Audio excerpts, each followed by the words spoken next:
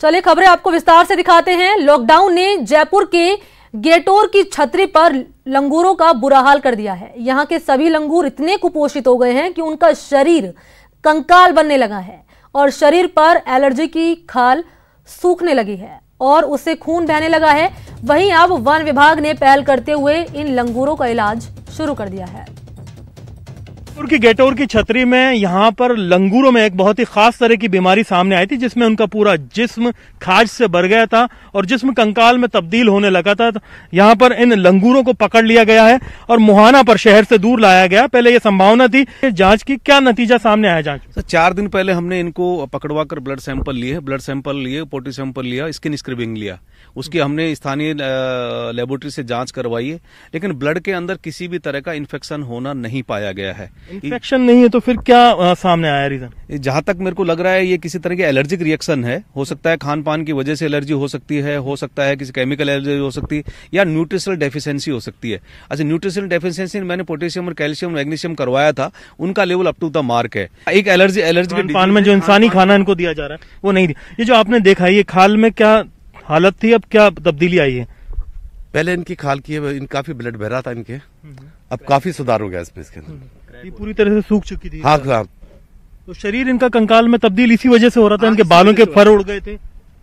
ये आप देख सकते हैं कि पूरी खाल में से, जिसमें से बाल उड़ चुके थे और पूरी तरह से खुरन बन चुका था जी। इनकी चमड़ी खराब हो रही थी पूरी, अब काफी सुधार है।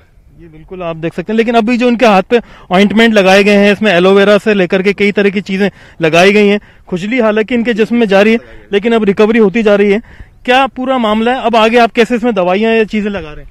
ये 3 दिन पहले जब हमने देखा था तो इनके हाथ पूरी तरह बिल्कुल सूखे हुए थे, बिल्कुल व्हाइट थे, उनमें से ब्लीडिंग हो रही थी। और अब 3 दिन में बिल्कुल चेंजिंग हो गया है, बिल्कुल काफी सुधार है।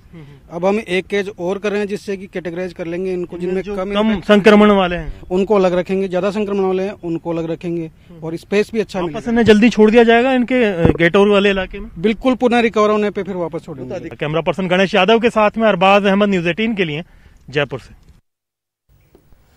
चलिए बात करते हैं आरपीएससी के नए मुखिया की। आपको बता दें कि आरपीएससी को नया मुखिया मिला है। भूपेंद्र यादव ने आरपीएससी का पदभार संभाल लिया है।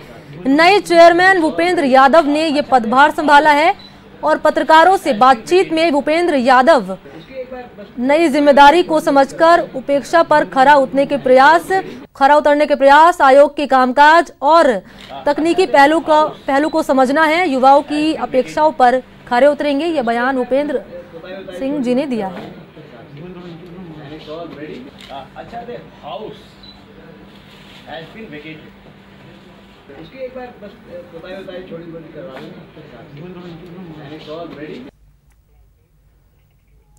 चलिए बढ़ते आगे। कैग की रिपोर्ट में अलवर जलदाय विभाग का तो बुरा हाल है। जलदाय विभाग के सभी प्रोजेक्ट आधे अधूरे हैं, लेकिन भुगतान पूरा और कहीं कहीं तो पूरे से भी ज्यादा किया गया है। इस रिपोर्ट में देखिए। इंजीनियर्स और ठेकेदारों की साठगांठ, जलदाय विभाग में करोड़ों की बंदरबाट, सीएजी की रिपोर्ट में महालूट का खुलासा, जलदाय विभाग में करप्शन का खुला खेल। जी हां, जलदाय विभाग कहीं का हो, पूरी तरह से महाभ्रष्टाचार में डूबा दिखाई दे रहा है। अलवर जिले के एनसीआर यानी राष्ट्रीय राजधानी क्षेत्र का भी कुछ यही हाल है। कैग की रिपोर्ट में खुलासा हुआ है कि जलदाय विभाग के इंजीनियरों और ठेकेदारों की साठगांठ से सरकारी खजाने को करोड़ों रुपए का चूना लगाया गया है। कैग की रिपोर्ट में खुलासा हुआ है कि विभाग के इंजीनियर्स ने भ्रष्टाचार की तमाम सीमाएं लांघते हुए अधूरे कार्यों का ठेकेदारों को पूरा भुगतान कर दिया और तो और काम पूरा होने का सर्टिफिकेट भी जारी कर दिया। अलवर एनसीआर में 278 करोड़ रुपए की पेयजल योजनाओं में खुलेआम भ्रष्टाचार। जलदाय विभाग के इंजीनियर्स और ठेकेदार पर करप्शन का आरोप। सीएजी की एनसीआर में जलदाय विभाग के प्रोजेक्ट ऑडिट से खुलासा। अब चलिए एक एक कर उन पेयजल प्रोजेक्ट का हाल जानिए जिसमें महालूट का खेल हुआ है। 15 करोड़ के प्रोजेक्ट पर अब तक 16 करोड़ रुपए से ज्यादा का भुगतान। लेकिन हैरानी की बात यह है कि अभी तक तिजारा वाटर अपग्रेडेशन प्रोजेक्ट का सिर्फ 48% काम ही पूरा। इस प्रोजेक्ट का 52% काम अभी बाकी, लेकिन भुगतान पूरा। बहरोर प्रोजेक्ट को साल 2017 तक पूरा करना था, लेकिन 3 साल बाद भी काम 60% नहीं हो सका है। जलदाय विभाग के भ्रष्ट इंजीनियर्स ने इस प्रोजेक्ट का भी पूरा भुगतान मैसर्स डीम कंस्ट्रक्शन। तो इसी के साथ इस बुलेटिन में इतना ही। नमस्कार।